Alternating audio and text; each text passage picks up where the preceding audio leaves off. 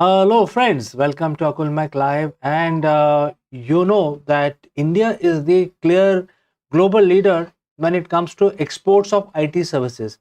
India is one of the biggest player, and this year, especially this financial year, which is 2024-2025, Indian IT industry has already got the value of nearly crossing 300 billion per annum. That is the kind of business only the IT industry in India is doing. It's a fairly large place, fairly large setup. However, I mean, the IT industry can jolly well transform into the the AI industry, because I think some of these development which are happening in the area of AI are basically related to the prompt engineering, etc. There are so many certificates which are now being done by Indians, and therefore uh, some of the industries which are showing great promise when it comes to the AI utilization. And to name a few, these industries are healthcare, these industries are education. So the edtech and health tech, these are the two areas which are doing pretty well when it comes to IT new initiatives out of India. So what is going on here? I mean, how these industry level, large initiatives are being handled by the new generation, new kid on the block, which is the transformation of the erstwhile IT industry into emerging AI industry.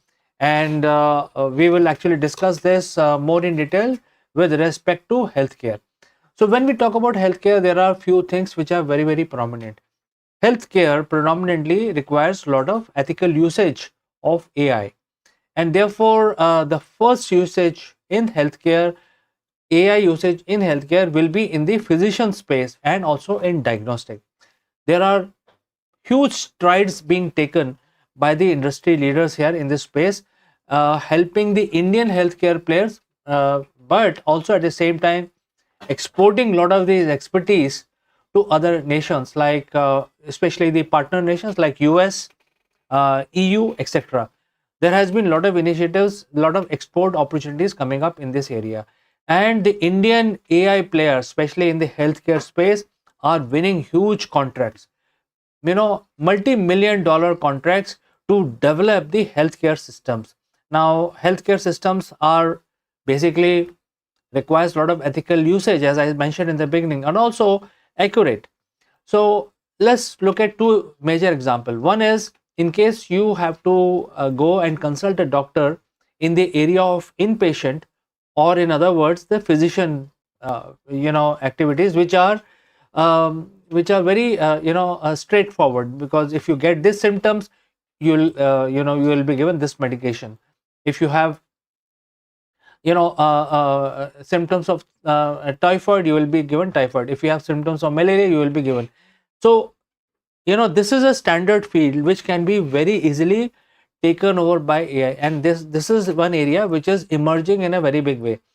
So if there is diagnostics, because AI can do better diagnostic than a human being, and at the same time AI has a access to a huge database of the previous diagnosis done. So AI can actually look at your test results much more minutely, much more clearly, and it will never do a wrong diagnosis. So if you look at these two areas, the physician as well as the diagnostics, these can be packaged very well into a AI based healthcare application. And this is exactly the world is moving, especially the emerging world is moving, and Indian IT industry or Indian AI industry is helping world to move take the next stride into this area. So what are the different applications which are now being talked about? First is, as I said, diagnostics. A lot of these diagnostic centers are going to adapt to AI based applications, and then they will actually try to reduce the cost and also availability. So since this is app based, it will be easily accessible by the patient from their mobile devices, and diagnostic can be done easily while the patient is still in their homes. At the same time, physician access can be accessed using a AI bot while again sitting on the home. So how the question is how Indians are able to differentiate themselves and win these large contracts globally. So the reason is, first of all, the availability of the skilled pool.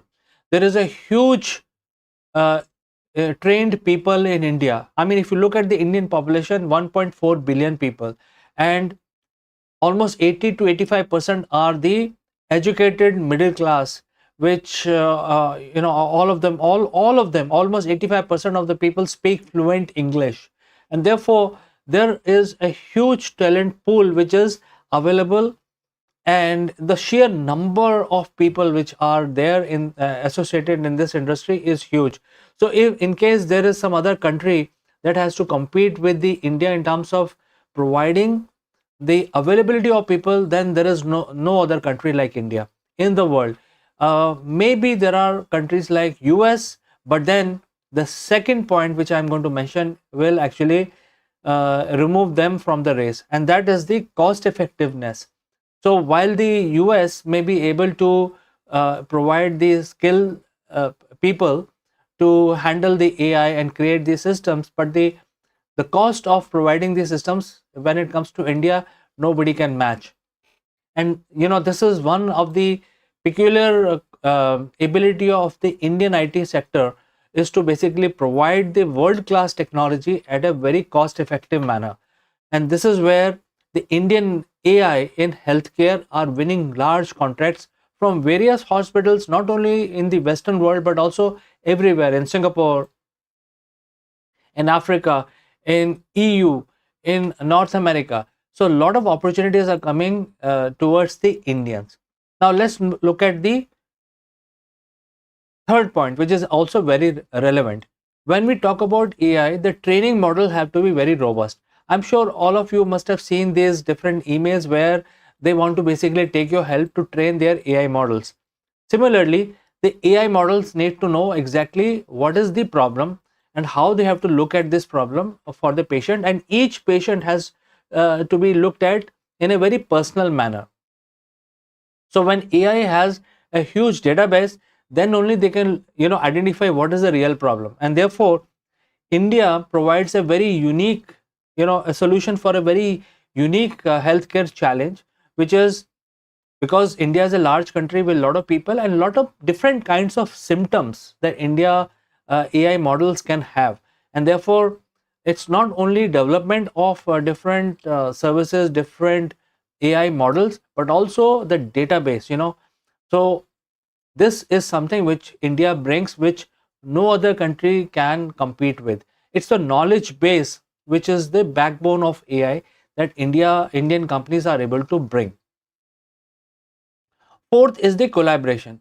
India is a democratic country, and therefore there are the thought process of Indians and other democratic countries anywhere in the world are very similar. There is a lot of freedom of mind, freedom of gestures, freedom of speech. Whole lot of freedom is there. Therefore, if you look at the emerging part of the world, the thought process of Indian as well as Americans and people living in Europe and people living in Singapore, Australia is very, very similar. So therefore, when they are talking to each other at the similar wavelength, collaboration can happen. There are global collaborations that are being worked upon as we speak right now. At the same time, the government of India is also very particular about closing these favorable commercial deals with different countries, different regions. Some sort of favorable trade contracts, and therefore, as part of those trade contracts, the end result will be snowballing of large contracts into the bags of Indian AI development companies. And this is the fourth factor, which is why the large contracts are coming. I already mentioned that availability of talent, cost effectiveness, unique knowledge base. Fourth is the large contracts being done at the government levels. So a lot of collaborations are happening because business to business collaboration are happening because of the favorable conducive conditions environment which is being created by the government. And talking about the government support is definitely there, because Indian government is very, very particular about making sure that the opportunities are created for Indian business, and therefore they are actually going and signing, or at least negotiating with large regions about these trade contracts. Today itself, there has been a signed up, or at least an agreement to sign up a favorable trade contract with EU. Now, if you look at EU is as big as, or maybe half the size of India, and there is a EU Parliament, and if they are able to sign a trade contract, then there is going to be a lot of give and take exchange of information, and therefore, when these trade contracts are signed, it actually affects not only the AI industry but whole lot of other industries, and AI becomes part of that. Very important, because future belongs to AI. Uh, Today in this video, we are only talking about healthcare. There is a huge requirement in the EU space, with Indian medical and medical support staff manpower, and India is not only fulfilling that particular need, but will also then provide a lot of these solutions used by the hospitals in the EU segment. Recently, Modi had a very successful trip of US. They have also said that by 2030, they are going to basically make multi-billion-dollar trade between India and US, and they're also talking about a trade contract between India and US. At the same time, Australia, the trade contract is already signed. So there has been a very huge government support to provide business support, to provide all of these businesses, and therefore, for the reasons that I mentioned in the beginning, that India is already the leader when it comes to export of IT services, and therefore these IT services can very quickly transition into AI solution development services for a lot of businesses across the world, and therefore a lot of big important work is being done by the Indian companies developing healthcare solutions using AI. So these are the reasons, and therefore, I thought I will present this view to you today, with the intention that I would like to know exactly what is going on in your mind. If you feel confident, if you're an Indian, do you feel confident about Indian businesses doing good? You have any questions? If you are a healthcare professional, what is happening? Or if you want to have a comment, if you have something, you can write to me, and I will actually address that situation, your question or your comment, in the next one. So thanks for watching, thanks for joining me live, and I will catch you again in the next one. Bye for now.